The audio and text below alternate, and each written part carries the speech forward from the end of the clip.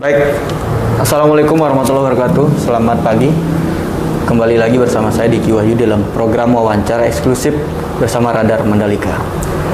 Di pagi hari yang masih cerah ini, tentu masih banyak isu-isu hangat di luar sana yang masih menjadi topik pembicaraan publik. Salah satunya adalah yang terbaru soal vaksinasi untuk anak usia 6-11 tahun. Ada juga banyak gelombang protes dari wali murid atau orang tua yang menolak anaknya divaksin oleh petugas kesehatan di kabupaten kota di Nusa Tenggara Barat. Ya, untuk itu pada pagi hari ini telah hadir narasumber di hadapan kita ya, yaitu Kepala Dinas Kesehatan Provinsi Nusa Tenggara Barat, Bapak Dr. Lalu Hamzi Fikri MM. Assalamualaikum Pak Kadis. Waalaikumsalam warahmatullahi wabarakatuh, Mas Deki. Terima kasih Pak Kadis. Sehat Pak Kadis ya? Alhamdulillah. Yang paling penting itu sehat Pak Kadis. Harus. Ya. Pak Kadis, kedatangan kita ini Pak Kadis sudah tahu lah tujuannya ya untuk menggali-gali informasi soal vaksinasi khususnya untuk anak Pak Kadis. Nah, yang sederhana dulu Pak Kadis ini. Nah, di tema kita pada pagi hari ini ya, orang tua banyak menolak vaksinasi untuk anak, apa tidak berdampak Pak Kadis? Ya. Bisa dijelaskan Pak Kadis? Jadi gini, perlu saya sampaikan prolog, terima kasih ya. Jadi pada kesempatan kita ingin berbagi ilmu, berbagi informasi ya tentang memang betapa pentingnya sekarang imunisasi di era pandemi COVID-19. Ya.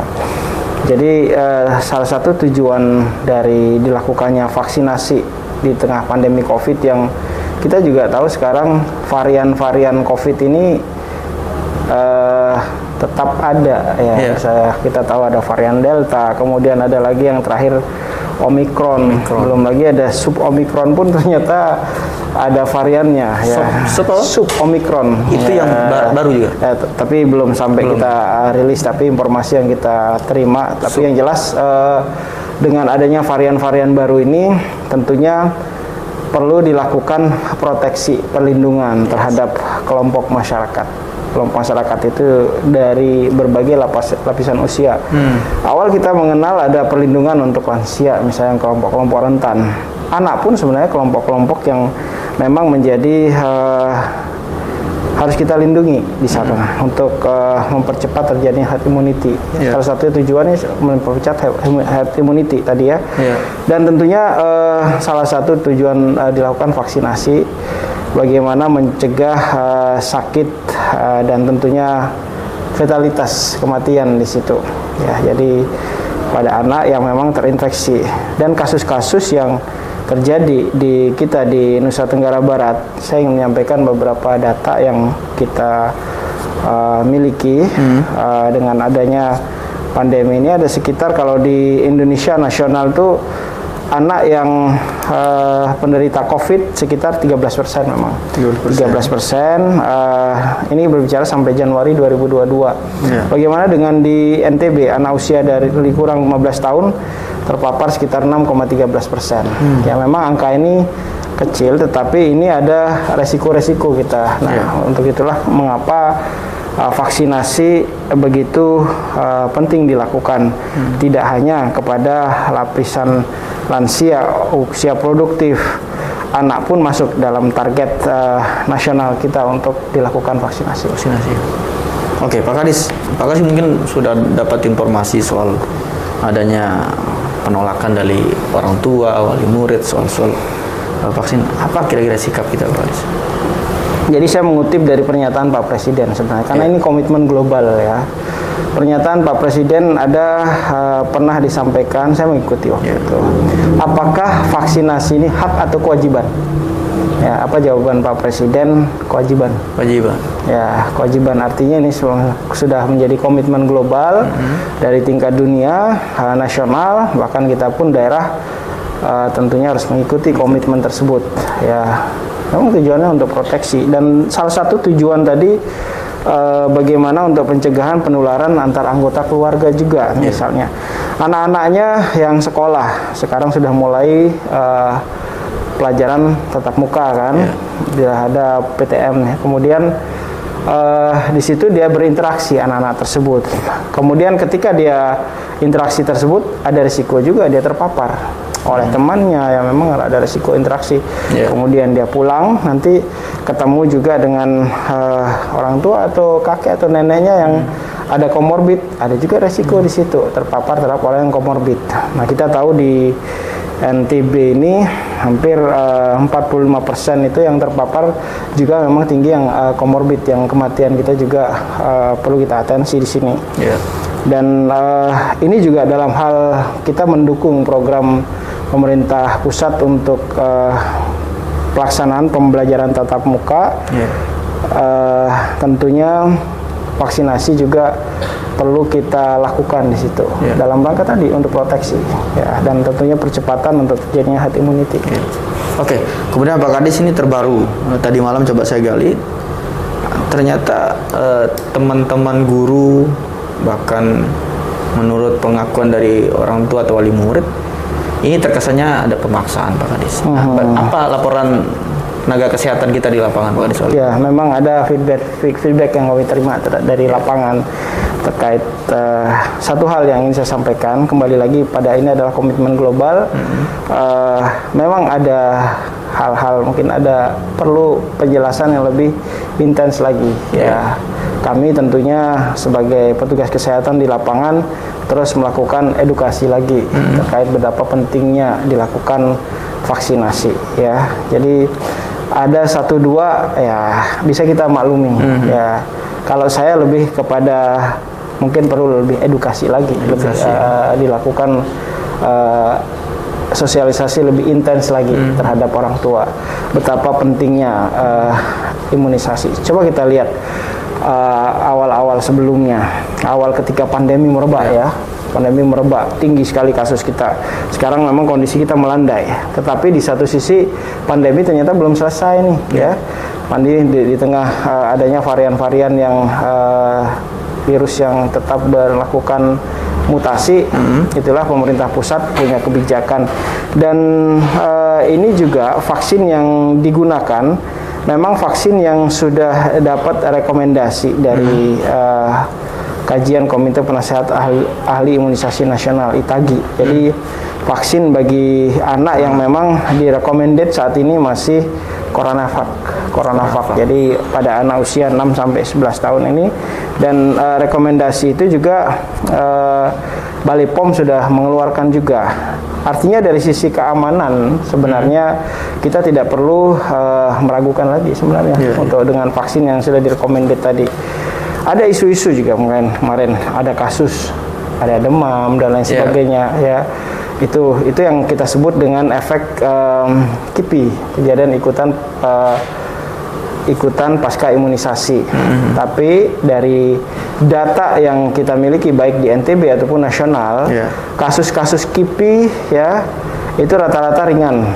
Ya, sedang ada ya, tidak ada yang berat pun masih bisa ditangani. Nah, perlu saya sampaikan juga di sini bahwa dari hasil evaluasi dari Komda ataupun Komnas, kasus-kasus yang mencuat di media yang dikatakan meninggal karena vaksin itu ternyata hoax.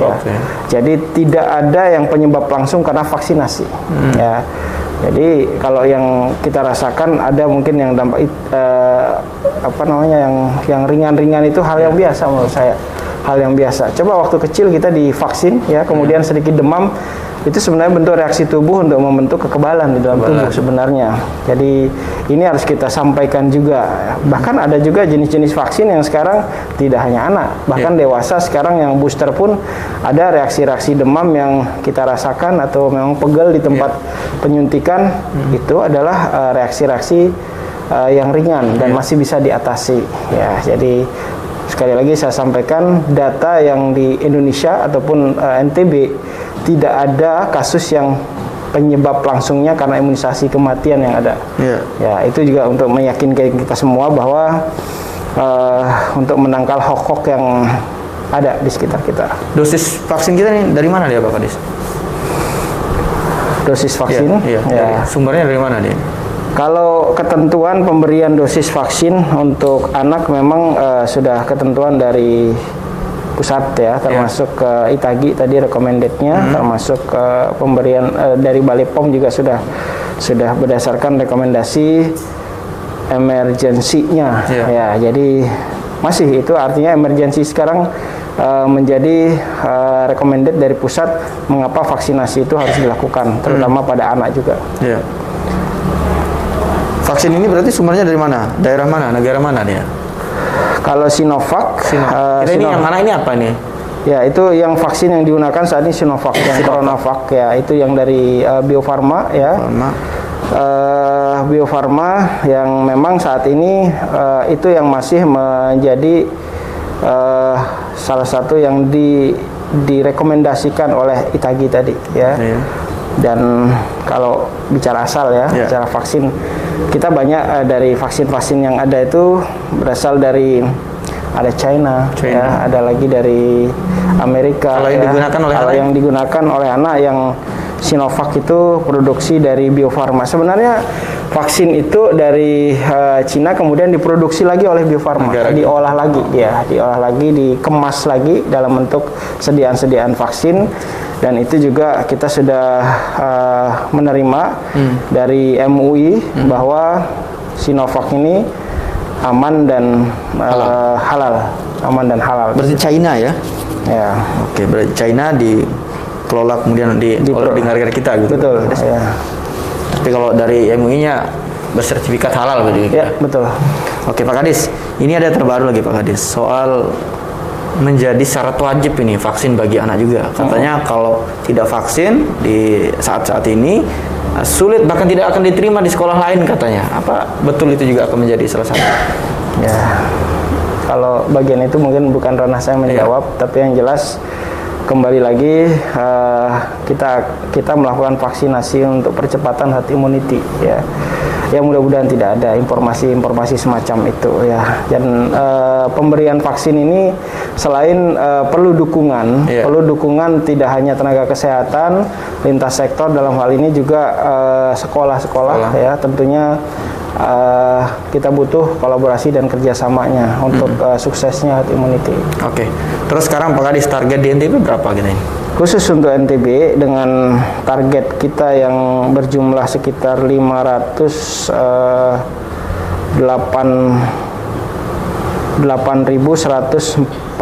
orang. Itu target kita untuk yang sasaran kita di Nusa Tenggara Barat.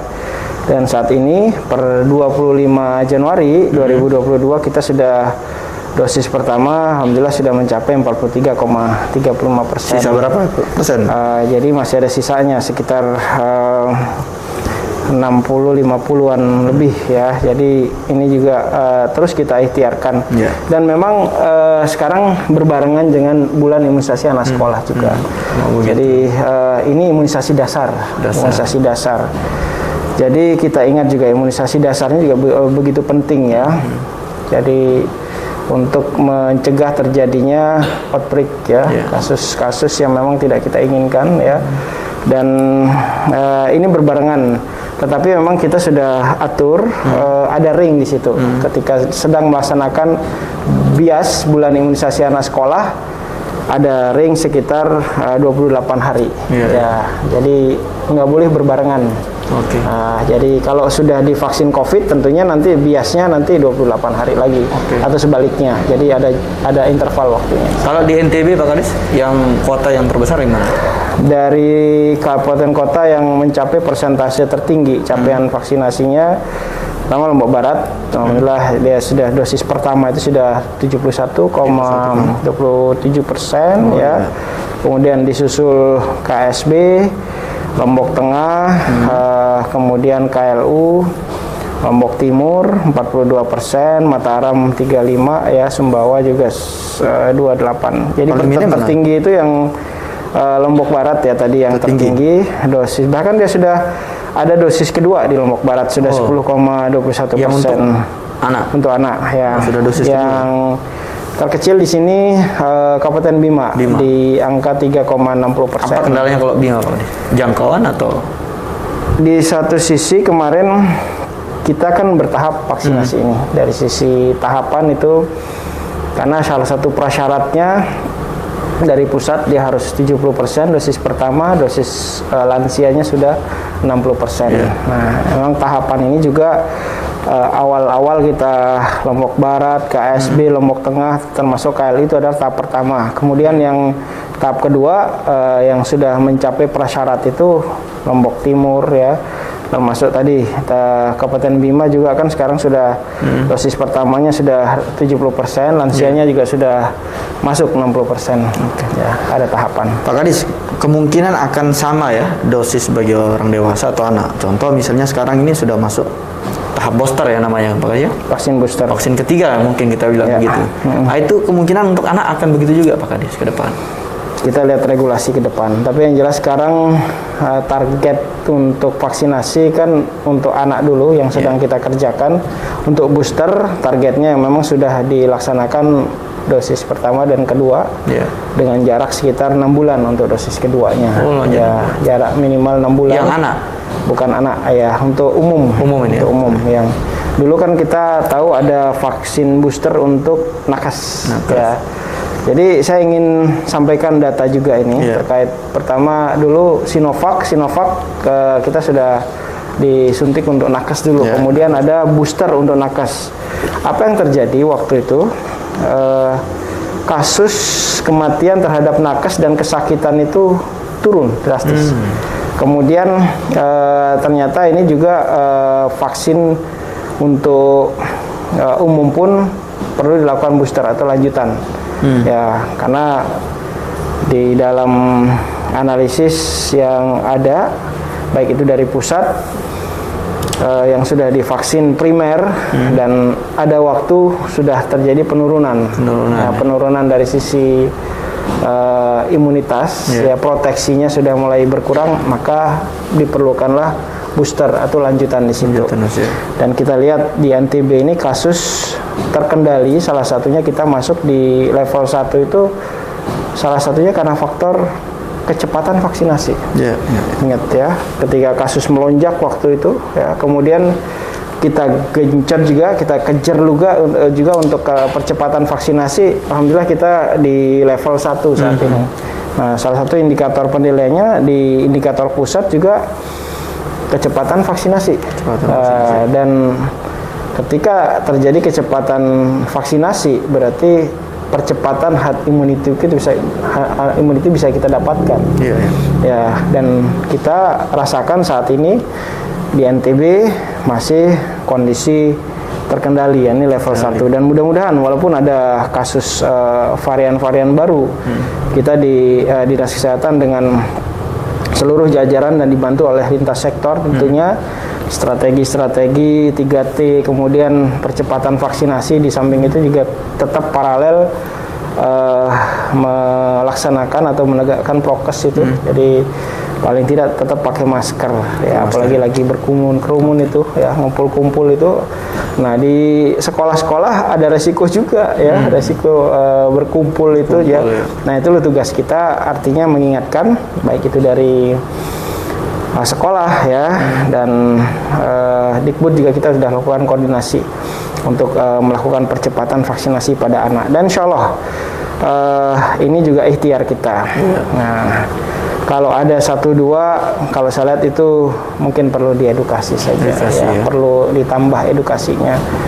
Dan kalau yang nggak pingin divaksin, jangan ngajak-ngajak yang orang lain.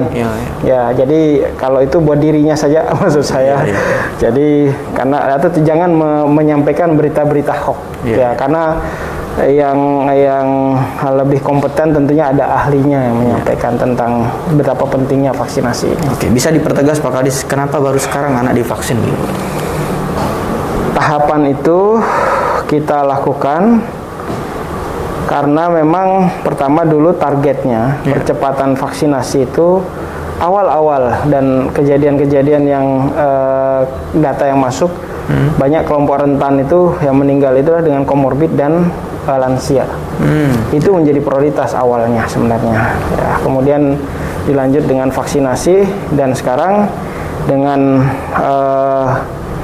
ada permintaan begitu gencarnya untuk PTM salah satunya, karena kan anak-anak Kalau sekolah online terlalu lama juga.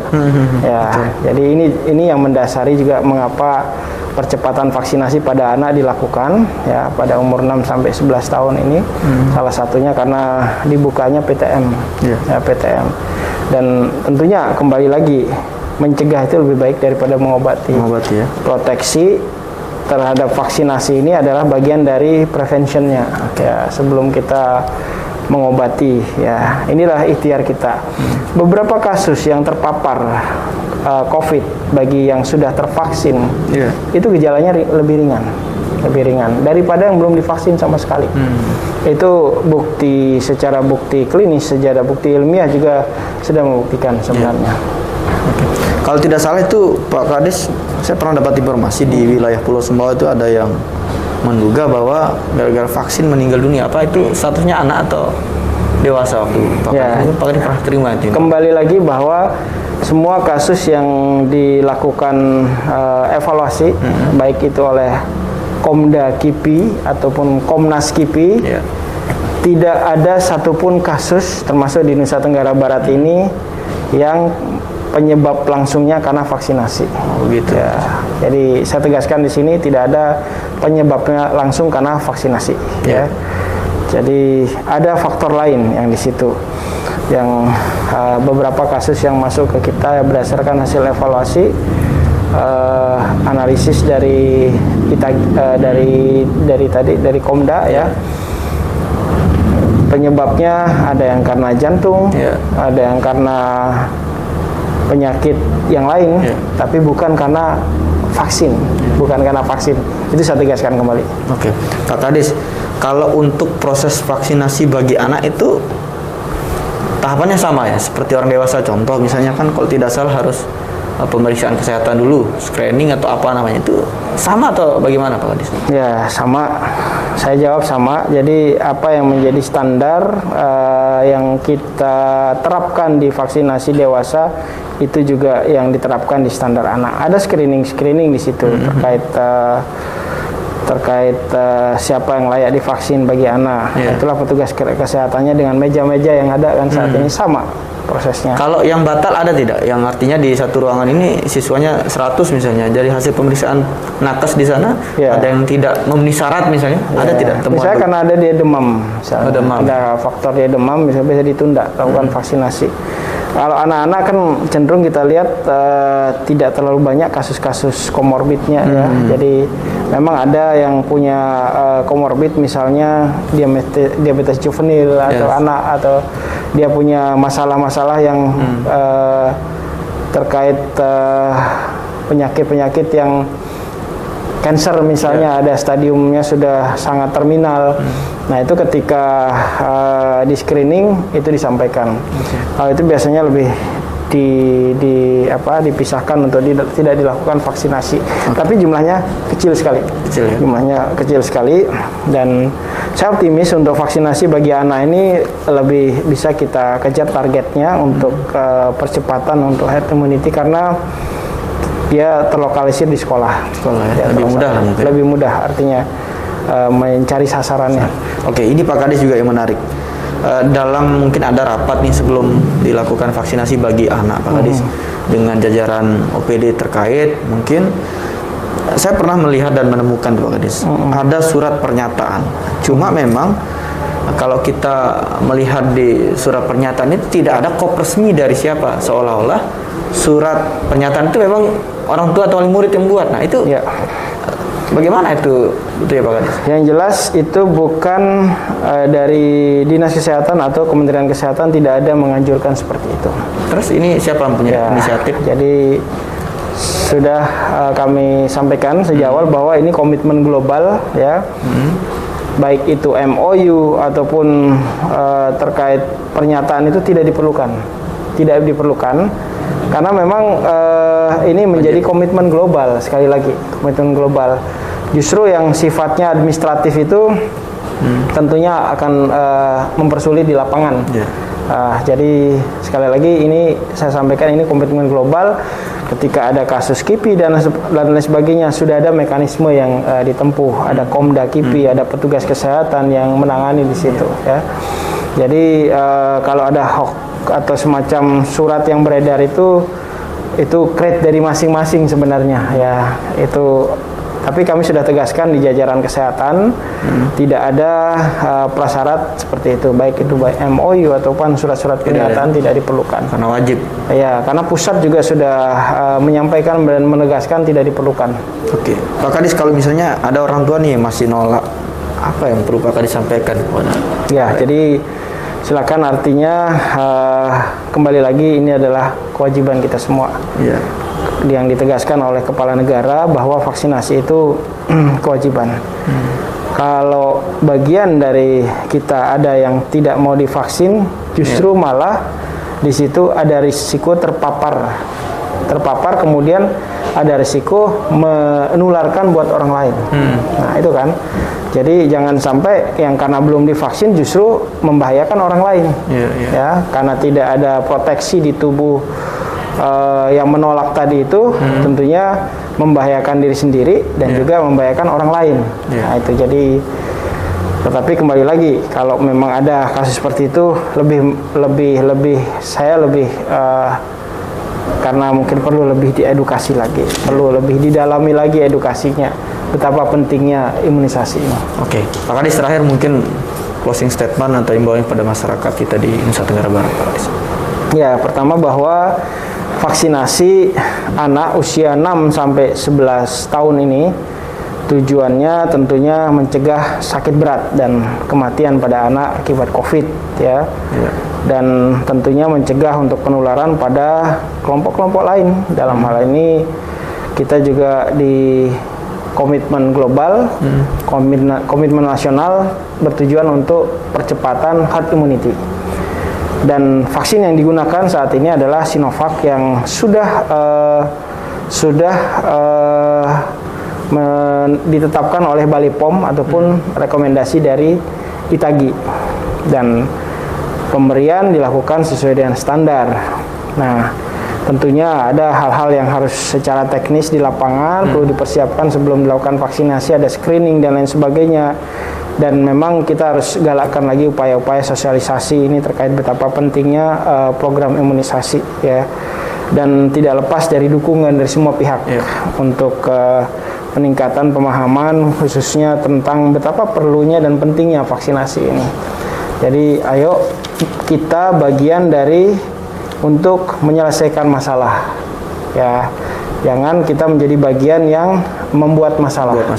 Ya, jadi kalau kita merasa bagian dari untuk menyelesaikan masalah, insya Allah kita dapat pahala di situ.